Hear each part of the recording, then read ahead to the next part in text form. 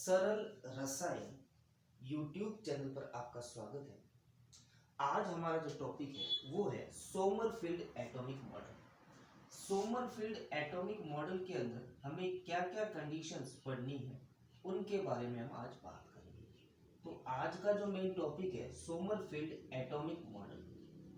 Sommerfeld atomic model के अंदर first of all क्या बात कहना चाह रहा है उसके बारे में हम समझना चाहें तो इन्होंने क्या बात कही थी कि बोर कह रहा था कि इलेक्ट्रॉन जो है सर्कुलर पाथ में रिवॉल्व करता है। ठीक है, अब ये भाई साहब क्या कह रहे हैं कि इलेक्ट्रॉन सर्कुलर पाथ में रिवॉल्व करने के साथ साथ इलिप्टिकल पाथ में भी रिवॉल्व करता है। यानी सर्कुलर पाथ में तो रिवॉल्व कर रहा है लेकिन उसके साथ साथ क्या होगा, इलिप्टिकल पाथ में अंडाकार शेप में भी क्या करता है, रिवॉल्व कर रहा है। तो यहाँ पर बात करें कि अकॉर्डिंग टू सोमरफील्ड पहली कंडीशन, यहां पर बात करें कि according to Bohr theory electron revolve in circular path and according to Sommerfeld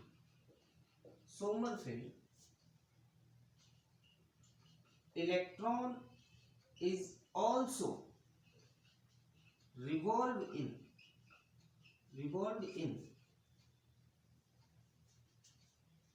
elliptical path elliptical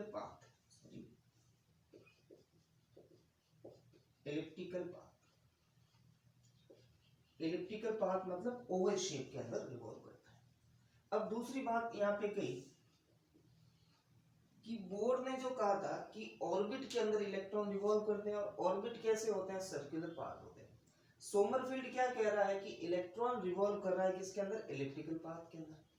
अब ये क्या कह रहा है अगली बात, तो यहाँ पे बात करें कि सोमरफील्ड ये कह रहा है कि सेकंड और थर्ड ऑर्बिट जो होता है या सेकंड और थर्ड सर्कुलर पाथ जो होता है उनमें छोटे छोटे या मिनिमम दो जो है इलिप्टिकल पाथ भी प्रेजेंट होते हैं। तो यहाँ पे बात करें कि in the second and third circular path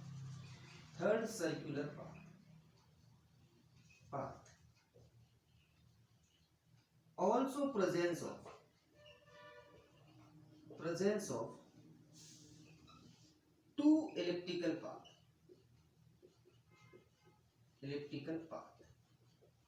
clear.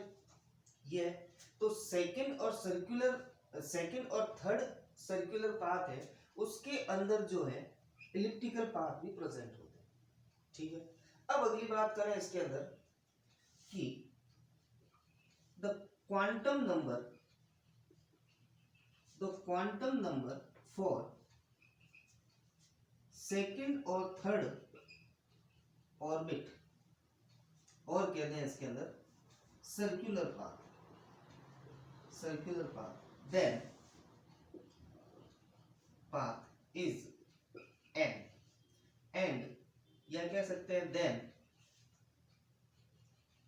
The quantum number for elliptical path are nr and n5।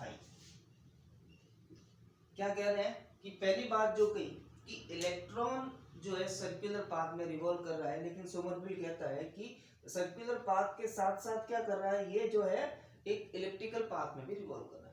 दूसरी बात की कि सेकंड और थर्ड ऑर्बिट के कंसर्न में बात करें कि तो सेकंड और थर्ड ऑर्बिट के अंदर जो है इलिप्टिकल पाथ भी प्रेजेंट होते हैं। जैसे इसने कहा कि मेन क्वांटम नंबर जो है या सेकंड या थर्ड ऑर्बिट का क्वांटम नंबर हम n माने तो इलिप्टिकल पाथ जो होते हैं उन इलिप्टिकल पाथ का जो क्वांटम नंबर होगा, ठीक है, उनके लिए क्या होगा, nr और n5 होगा। तो यहां पे मैं कहना चाहूं कि ये मेरा एक सर्कुलर पाथ है n, ठीक है। तो इसके अंदर जो होंगे दो छोटे छोटे इलिप्टिकल पाथ होंगे, एक एन फाइव और दूसरा जो होगा वो क्या होगा एन आर।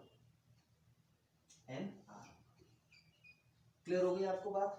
और इनका वैल्यू क्या होगा n इक्वल टू, कुल मिला के इनके अंदर ही है, तो n इक्वल टू क्या होगा n r plus n five. इन दोनों को एडअप कर दिया जाए तो पूरा क्या बन जाएगा, एक ऑर्बिट बन जाएगा।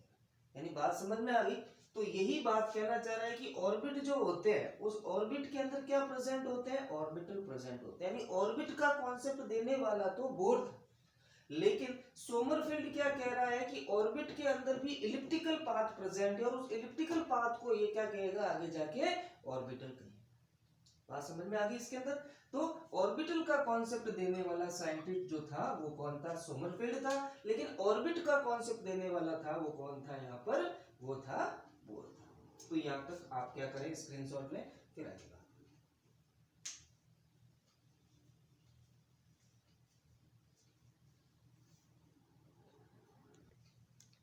अब हमारे पास जो इसका थर्ड पॉइंट है, वो थर्ड पॉइंट क्या है, वो फाइन स्पेक्ट्रम या स्पेक्ट्रम लाइन के बारे में बताना चाह रहा है। कि बोर कह रहा है कि स्पेक्ट्रम के अंदर जो है छोटी छोटी लाइन होती है। अब ये उसी के बारे में बता रहा है कि ये लाइन आती कहाँ से। ठीक है भाई। तो ये क्या कहना चाह रहा है कि इसमें इतनी सी बात कहेगा कि इलेक्ट्रॉन जो है मेन ऑर्बिट में ट्रांसफर होता है, साथ ही साथ क्या होगा उन छोटे छोटे इलिप्टिकल ऑर्बिट के अंदर भी ट्रांसफर होगा, या छोटे छोटे इलिप्टिकल पाथ के अंदर भी क्या होगा, ट्रांसफर होगा या जंप करेगा। और छोटे छोटे पाथ के अंदर जंप करेगा, इसका मतलब क्या हुआ, मेन चीज तो क्या थी, ऑर्बिट था एन, एक ऑर्बिट से दूसरे ऑर्बिट में जंप कर रहा था। लेकिन ऑर्बिट के अंदर भी क्या है, छोटे छोटे पार्ट है, यानी कि इलिप्टिकल पाथ है। तो उन इलिप्टिकल पाथ में जंप करने के कारण जो है स्पेक्ट्रल लाइन दिखती है, ये कहना चाह रहा है इसके अंदर। तो थर्ड पॉइंट की बात करें तो ये कह सकते हैं कि अकॉर्डिंग टू सोमरफेल्ड, या लिखा हुआ है यहाँ पे कि Sommerfeld said that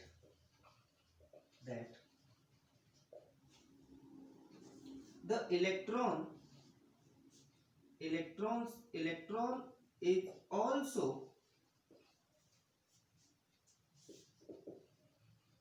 jumps to these elliptical path। क्या कहना चाह रहा है कि इलेक्ट्रॉन जो है ऑर्बिट के अंदर तो जंप कर रही है, साथ ही साथ उन छोटे छोटे जो इलिप्टिकल पाथ है उनमें भी जंप कर रहा है, दैट इज ऑर्बिटल। क्लियर नहीं लिखे हैं क्योंकि अभी तक ऑर्बिटल का कॉन्सेप्ट यहाँ पर आया नहीं। तो ये बात हो गई इसके अंदर। तो यहाँ पर एक चीज क्लियर हो गई कि जो स्पेक्ट्रम में है वो छोटी छोटी लाइन क्यों आ रही थी, क्योंकि इलेक्ट्रॉन जो है ऑर्बिट के अलावा इलिप्टिकल पाथ में भी जंप कर रहा था, इस कारण से आ रही थी। फॉर एग्जांपल देखें यहाँ पर कि मेरे पास ये n है, ये nr है और ये n5 है। यहां से एक इलेक्ट्रॉन जंप कर रहा है, यहां पर आया, ठीक है, तो एक लाइन दिखी। लेकिन यहां से कुछ टाइम बाद यहां पर आता है तो मुझे दो लाइन दिखेगी, और यहां से कुछ टाइम बाद यहां पर आता है तो मुझे कितनी लाइन दिखेगी स्पेक्ट्रम की, तीन लाइन दिखेगी। तो ये कंडीशन कौन सी है, फाइन स्पेक्ट्रम वाली, ठीक है, या कह दो इसके अंदर जो है लीनियर स्पेक्ट्रम वाली कंडीशन है। बात क्लियर हो गई आपको। तो फाइन स्पेक्ट्रम या लीनियर स्पेक्ट्रम किस रीजन से आ रहा है, क्योंकि इलेक्ट्रॉन जो है सर्कुलर पाथ में जंप करने के साथ साथ क्या होता है, इलिप्टिकल पाथ में भी क्या करता है, जंप कर रहा है। तो यहां पर ये कह सकते हैं कि electron is also jump to these elliptical path and आगे लिखते हैं so several spectrum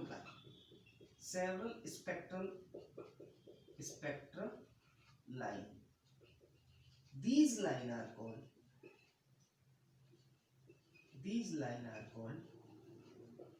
fine spectrum। तो बोर ने तो ये सिर्फ चीज देखी थी, लेकिन इसने एक्सप्लेन कर दिया कि ये फाइन स्पेक्ट्रम आए कहां से। तो ये तीन मेन पॉइंट थे सोमरफेल्ड मॉडल के। क्लियर हो गया आपको। पहली कंडीशन क्या कह रहा है कि इलेक्ट्रॉन जो है इलिप्टिकल पाथ में घूमता है।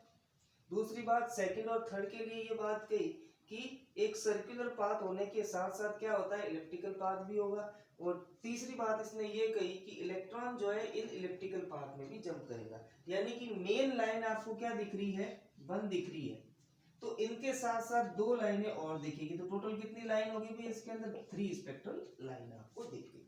तो ये कंडीशन थी इसकी सोमरफेल्ड मॉडल की। अब यहां पर बात आती है कि इसकी लिमिटेशंस क्या होती है।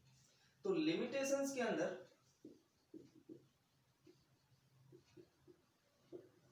पहली बात करें तो वेव मैकेनिक के अकॉर्डिंग जो है ये थ्योरी पूरी की पूरी क्या होगी, फेलियर होगी। तो दिस थ्योरी इज फेल्ड।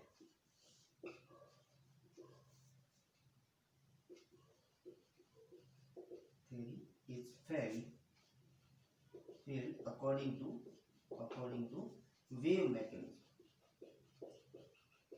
क्योंकि वेव मैकेनिज्म ये नहीं बताती है कि प्रिंसिपल क्वांटम नंबर के अलावा ये जो एन आर है जिसको आपने बोला था n r is equal to radial quantum number, radial quantum number, और n five is equal to angular quantum number, जो कि नहीं है, जो कि पॉसिबल नहीं है, यानी क्वांटम नंबर के अंदर और क्वांटम नंबर जो है पॉसिबल नहीं है। तो यहां पर ये चीज फेल होगी।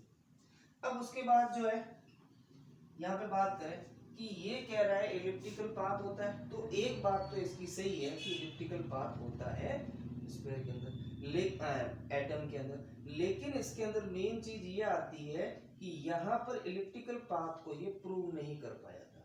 ठीक है भाई, तो यहाँ पर ये कह सकते हैं कि इलेक्ट्रिकल पाथ को प्रूव नहीं कर पाया था। क्यों? क्योंकि इलेक्ट्रॉन की प्रोबेबिलिटी कहीं पर भी हो सकती है। ऑर्बिटल होते क्या है, ऑर्बिट होते क्या है, जहाँ इलेक्ट्रॉन प्रेजेंट है, जहाँ इलेक्ट्रॉन प्रेजेंट होगा वो क्या होगा, यहाँ पर ऑर्बिट या ऑर्बिटल होंगे। लेकिन इलेक्ट्रॉन तो 3D में से किसी में भी प्रेजेंट हो सकते हैं, इस कारण से ये जो है इलेक्ट्रिकल वाली बात को भी प्रूव नहीं कर पाया था। किसी हद तक तो इसकी बात सही थी, लेकिन ये इसको प्रूव नहीं कर पाया था। तो इट इज नॉट प्रूव